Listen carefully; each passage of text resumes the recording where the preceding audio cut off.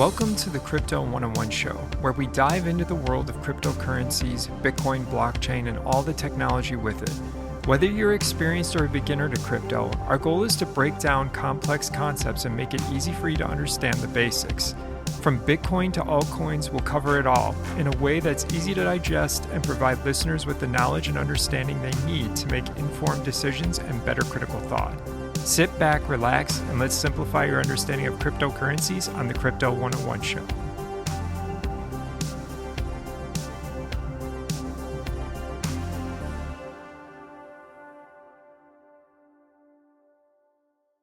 Bitcoin's new Ordinal Protocol and the difference between Bitcoin Ordinals and NFTs.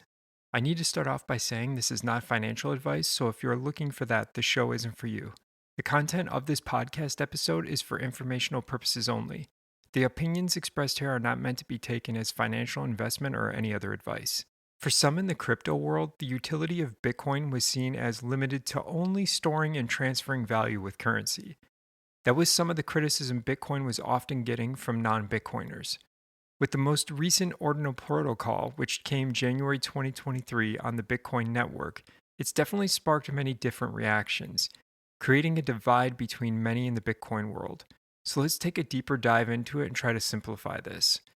With the latest Ordinal Protocol, it allows developers and artists to create and store digital artifacts directly on the Bitcoin blockchain. Remember, a protocol in the crypto world is a rule that gets implemented to the blockchain. This essentially means the Ordinals protocol allow users to send and receive satoshis that carry optional extra data. As a refresher, the smallest denomination of Bitcoin is known as a satoshi or sat, which means 1 BTC is equal to 100 million sats or satoshis. The extra data that is getting attached can be text, JPEGs, audio, or videos, and adding this type of data to a satoshi is known as inscription.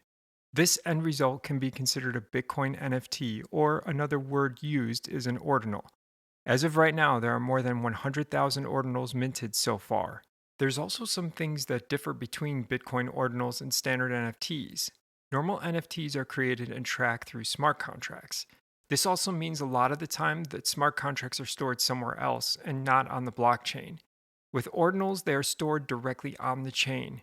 With ordinals, this also means creators can't receive consistent royalties on the sales if they were to have them. The other thing to recognize with this is ordinals are immutable or unable to be changed and permanent on the blockchain.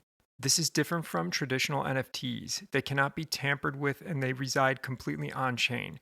For example, some NFT projects will ask users to freshen up their metadata and to update their NFTs with higher resolution images. Casey Rodamore, creator of the Ordinals Protocol, has stated these ordinals are intended to reflect what NFTs should be. With the ordinals being stored on the blockchain, the Bitcoin block size is also increased. Bitcoin recently registered its largest ever block at 2.52 megabytes. The normal average Bitcoin block size before was around 0.7 megabytes to 1.5 megabytes. On a plus side, before this update, miners only received network fees for monetary transactions. Now with ordinals, the miners will get transaction fees for non-monetary transactions for the first time ever. But this new protocol has brought some other major criticisms with both finance versus creative types. Should Bitcoin be used for non-financial purposes? There seems to be two sects of groups. The financial people, who only want Bitcoin being used for financial reasons, and the creative types, who want to see Bitcoin brought into the creative world with having the ability to publish uncensored information, like text, image, video, and audio. So let's recap this. The Ordinals Protocol is a new rule for the Bitcoin blockchain that lets people create and store digital artifacts like text, images, audio, or videos on the blockchain. These artifacts can be added to small units of Bitcoin called satoshis through a process called inscription. Creating a Bitcoin NFT or an ordinal, ordinals are stored directly on the blockchain, which makes them immutable and permanent. Unlike traditional NFTs, which are often tracked through smart contracts stored somewhere else, creators of ordinals cannot receive consistent royalties or sales. And all of this has created a bit of a divide in the Bitcoin community. As ordinals really start to evolve, we may start to see more creative types take a larger step into the digital asset world due to it. On that note, I want to be extremely upfront that I try my best to leave all of my opinions out of this. I know this is very condensed and simplified, but I want you to gain your own understanding and beliefs and not be persuaded by me. I hope this episode was insightful and helpful. If you have questions you would like to ask about anything pertaining to crypto, please either DM the show via the Instagram or Facebook profiles, use the email address provided in the show notes with your question, or connect with us on our Discord group. Remember to share, follow, and subscribe to our mailing list and your favorite podcast app for future episodes so you can gain more with your crypto knowledge. Thanks for listening and see you next time.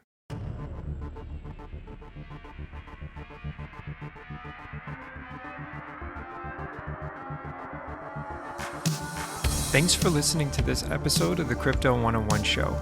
If you would like to join our email list, email us at thecrypto101show@gmail.com.